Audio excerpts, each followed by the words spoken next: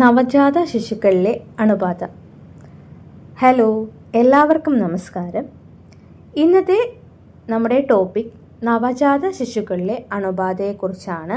Neonatal sepsis. എന്താണ് sepsis? രക്തത്തിൽ അണുബാധ പടരുന്ന അവസ്ഥയാണിത്. മുതിർന്നവരെ അപേക്ഷിച്ച് കുഞ്ഞുങ്ങൾക്ക് പ്രതിരോധശേഷി, അതായത് ഇമ്മ്യൂണിറ്റി കുറവായതുകൊണ്ട് ഇത് പെട്ടെന്ന് അവയവങ്ങളെ ബാധിക്കാം. രണ്ട് തരത്തിലുള്ള സെപ്സിസ് ഉണ്ട്: early onset and late onset of sepsis. എന്താണ് ഏർലി ഓൺസെറ്റ് ഓഫ് സെപ്സിസ്? ജനിച്ച് 72 മണിക്കൂറിനുള്ളിൽ കാണുന്നത് ആണ് ഏർലി ഓൺസെറ്റ് ഓഫ് സെപ്സിസ്. ഇത് മിക്കവാറും പ്രസവ സമയത്ത് അമ്മയിൽ നിന്ന് കിട്ടുന്നതാണ്. രണ്ടാമത്തേതായിട്ട് ലേറ്റ് ഓൺസെറ്റ്, അതായത് ജനിച്ച് 3 ദിവസം മുതൽ 28 ദിവസം വരെ കാണുന്നതാണ് ലേറ്റ് ഓൺസെറ്റ് ഓഫ് സെപ്സിസ്. ഇത് നമ്മുടെ ചുറ്റുപാടുകളിൽ നിന്ന് കിട്ടുന്നതാണ്. ഇതിൻ്റെ കാരണങ്ങൾ എന്തൊക്കെയാണ്? ഡീപ്പ് മെഡിക്കൽ റീസൺസ് ആണ് നമ്മൾ പറയാൻ പോകുന്നത്. അമ്മയിൽ നിന്നുള്ള കാരണങ്ങൾ ആദ്യം വിവരിക്കാം. പ്രസവത്തിന് മുൻപ് അമ്മയ്ക്ക് പനി, UTI അതായത് മൂത്രത്തിൽ അണുബാധ എന്നിവ ഉണ്ടാകുന്നത് ഇതിനൊരു കാരണമാണ്. അടുത്തതായിട്ട് PROM, premature rupture of membranes, വെള്ളം പൊട്ടിപ്പോകുന്നത്. 18 മണിക്കൂറിൽ കൂടുതൽ വെള്ളം പോയിട്ടും പ്രസവം നടന്നില്ലെങ്കിൽ കുഞ്ഞിന് അണുബാധ ഏൽക്കാൻ സാധ്യത 100%.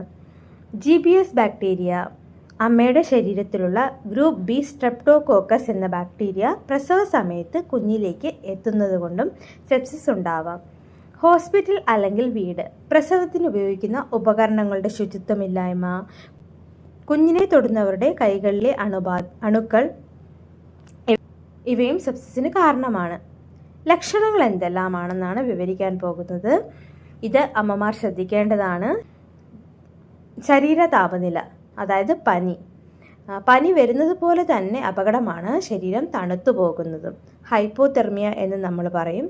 ടെമ്പറേച്ചർ 97.5-ന് താഴെ പോകാതെ ശ്രദ്ധിക്കണം. ശ്വസന രീതി, അതായത് മിനിറ്റിൽ 60 തവണയിൽ കൂടുതൽ ശ്വാസം എടുക്കുകയോ ശ്വാസം എടുക്കുമ്പോൾ നെഞ്ചു കുഴിയുകയോ, ചെസ്റ്റ് ഇൻഡ്രോയിങ് എന്ന് പറയും, ഇത് വന്നാലും നമ്മൾ ശ്രദ്ധിക്കണം.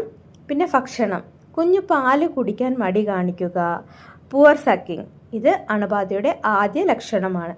കരച്ചിൽ, അമിതമായി നിർത്താതെ കരയുകയോ അല്ലെങ്കിൽ തീരെ കരയാതെ തളർന്നു കിടക്കുകയോ, ലതാർജിക് എന്ന് പറയും. പിന്നെ നിറമാറ്റമാണ്, കുഞ്ഞ് വിളറി വെളുക്കുകയോ പാലർ കളർ എന്ന് പറയും. ശരീരത്തിൽ നീല നിറം സൈനോസിസ് കാണുകയോ ചെയ്യുന്നതും ഇതിൻ്റെ ലക്ഷണമാണ്. എന്തൊക്കെ പരിശോധനകൾ നമുക്ക് നടത്താം? ബ്ലഡ് കൾച്ചർ, രക്തത്തിൽ ഏത് ബാക്ടീരിയ ആണെന്ന് കണ്ടുപിടിക്കാൻ ഇത് ഏറ്റവും പ്രധാനമാണ്. C റിയാക്റ്റീവ് പ്രോട്ടീൻ, CRP എന്ന് പറയും. ശരീരത്തിൽ എവിടെയെങ്കിലും നീർക്കെട്ടോ അണുബാധയോ ഉണ്ടോ എന്ന് അറിയാൻ ഈ ടെസ്റ്റ് നമുക്ക് ചെയ്തു നോക്കാം. ലംബാർ പങ്ക്ചർ, LP, ഇത് കേൾക്കുമ്പോൾ അമ്മമാർക്ക് പേടിയാണ്. കുഞ്ഞിന് ഈ ടെസ്റ്റ് അഡ്വൈസ് ചെയ്തിട്ടുണ്ടെങ്കിൽ തീർച്ചയായും ചെയ്യണം. കുഞ്ഞിൻ്റെ നട്ടലിൽ നിന്ന് വെള്ളം എടുത്ത് പരിശോധിക്കുന്നത് അണുബാധ തലച്ചോറിന്, അതായത് മെനിഞ്ചൈറ്റിസ് ബാധിച്ചോ എന്ന് ഉറപ്പിക്കാനാണ്. അടുത്തതായി ചെസ്റ്റ് എക്സ്റേ, ന്യൂമോണിയ ഉണ്ടോ എന്ന് പരിശോധിക്കാൻ. ഇതിൻ്റെ ട്രീറ്റ്മെൻ്റ് ആണ് നമ്മൾ ഇനി പറയാൻ പോകുന്നത്. കൾച്ചർ റിസൾട്ട് വരുന്നതിന് മുൻപ് തന്നെ ഡോക്ടർ ആൻറ്റിബയോട്ടിക്സ് തുടങ്ങും. അത് പാതി വഴിയിൽ നിർത്തരുത്. NICU care, IV fluids, oxygen support എന്നിവയുടെ സാന്നിധ്യവും പ്രധാനമാണ്.